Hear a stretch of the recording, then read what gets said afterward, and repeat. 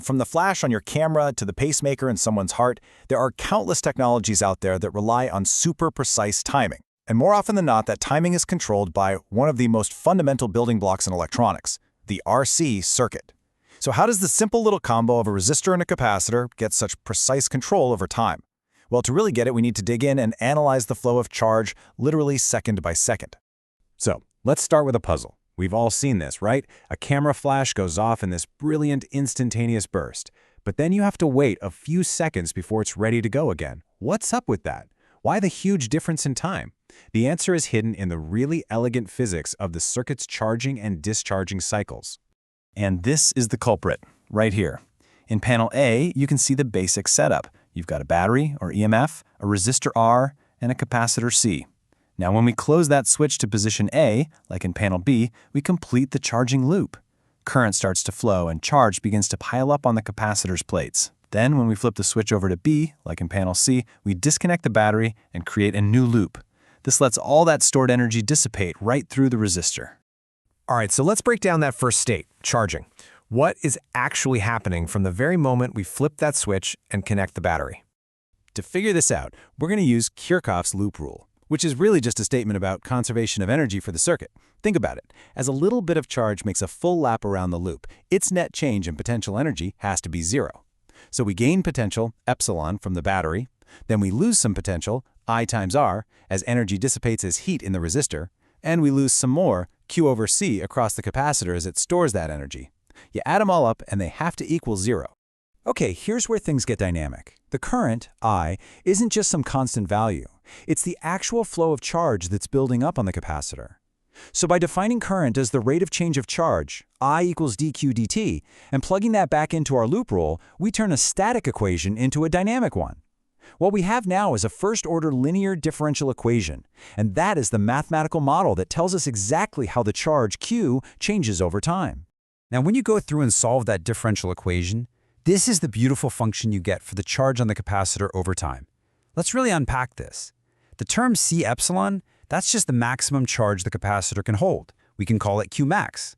The really interesting part is the exponential term, e to the minus t over RC. This describes how the circuit gets from its starting point, which is zero charge, to its final state of being fully charged. And it makes sense, right? As time t gets really, really big, that exponential term just goes to zero. And Q of t gets closer and closer to Q max, exactly what we'd expect. And these graphs show you exactly what that math looks like. In graph A, you see the charge building up, creeping closer and closer to that maximum value. But look at graph B. Why is the current decaying?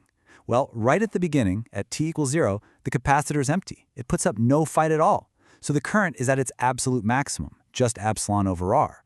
But as charge builds up, the capacitor starts creating its own voltage that pushes back against the battery. This counter voltage gets stronger and stronger, which reduces the overall push driving the current, and that's why the current dies down exponentially, eventually hitting 0. So you've probably noticed that RC term keeps popping up in the exponent of our equations. That is definitely not a coincidence. In fact, it's the single most important parameter that determines the speed of our entire circuit. This product, R times C, actually has units of time, and it's so important that we give it its own name, the time constant, which we write as the Greek letter tau. And intuitively, this totally makes sense. If you have a bigger resistance R, you're going to slow down the flow of current, making charging take longer. And if you have a bigger capacitance, C, you just have to move more charge to get to the same voltage, which also takes longer. So the product RC naturally gives us the timescale for the whole process. So what's the real physical meaning of one time constant? Well, you can think of it as a standard milestone for how far along the charging process is. Check this out. If you plug t equals tau into our charging equation, that exponential term becomes e to the power of -1. So what that means is that after exactly one time constant has passed, the capacitor has charged up to about 63.2% of its maximum charge. It's a really convenient universal benchmark that lets us compare the charging speed of any RC circuit. Okay, so our capacitor is all charged up. Now for the fun part. Let's flip the switch and see what happens when it dumps all that stored energy back into the circuit. So we apply Kirchhoff's rule to the discharge loop, and there's a huge difference here. The battery's gone. The capacitor is now the only thing powering the circuit. All the potential energy it had stored is now being converted into heat in the resistor. So the voltage drop across the capacitor, Q over C, has to be perfectly balanced by the voltage drop across the resistor, I times R. Their sum is 0. And when you solve this new, simpler differential equation, you get this beautiful, pure exponential decay. The charge Q at any time t just starts at its initial maximum, Q naught, and then decays away. This is the classic signature of any system that's releasing stored energy at a rate that's proportional to how much energy it has left. And the graphs show this perfectly. You can see the charge in A following that perfect exponential decay. And since the voltage across the capacitor is just proportional to its charge, its graph in C looks exactly the same. And because of Kirchhoff's rule, the voltage across the resistor has to match the capacitor's voltage, so it too, in D, follows the exact same decay curve. Everything is perfectly in sync, all governed by that same time constant tau. All right, so now that we've got the theory of charging and discharging down, let's bring it back to the real world and finally crack the case of our camera flash mystery. And here it is, the solution to our puzzle. It all comes down to resistance. You see, it's not one circuit, but effectively two different circuits with two very different time constants. When you're charging, the current has to flow through the battery, which has a relatively high internal resistance. Let's call it a big R. This gives you a large time constant, which means a nice, slow charge. But when you discharge, the energy takes a different path, through the flash lamp, which has a tiny, tiny resistance, little r. This creates a minuscule time constant, allowing for a huge, almost instantaneous dump of energy. And that's your brilliant flash. A really cool application that uses this exact principle is something called a relaxation oscillator. Take a look at this circuit. You've got a voltage source charging a capacitor through a resistor. Pretty standard. But in parallel with that capacitor, there's a little neon lamp. Now this lamp is clever.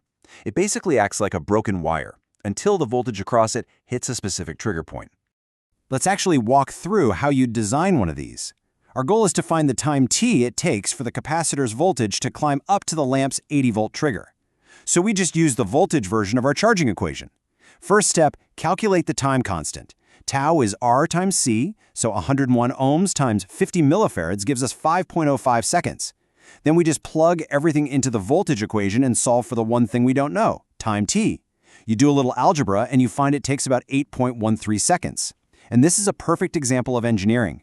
We can precisely set the flashing frequency just by choosing our values for R and C. And this timing principle is absolutely everywhere. You know the delay setting on your car's intermittent windshield wipers? That's an RC circuit with a variable resistor you're controlling.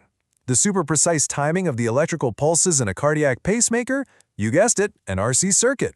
From making sounds in old-school synthesizers to filtering out annoying noise from signals, and even forming the heart of the legendary 555 timer chip, the RC circuit is truly one of the cornerstones of modern electronics. So that kind of brings us to a final thought. This exponential time dependence we've been analyzing, it's not just some abstract math function. It's a fundamental principle of control. So as you go about your day, look at the technology around you and just think, how many of these things rely on this precise, predictable charge and discharge cycle to even work? From the phone in your pocket to medical devices, you'll start to see the signature of the RC circuit almost everywhere.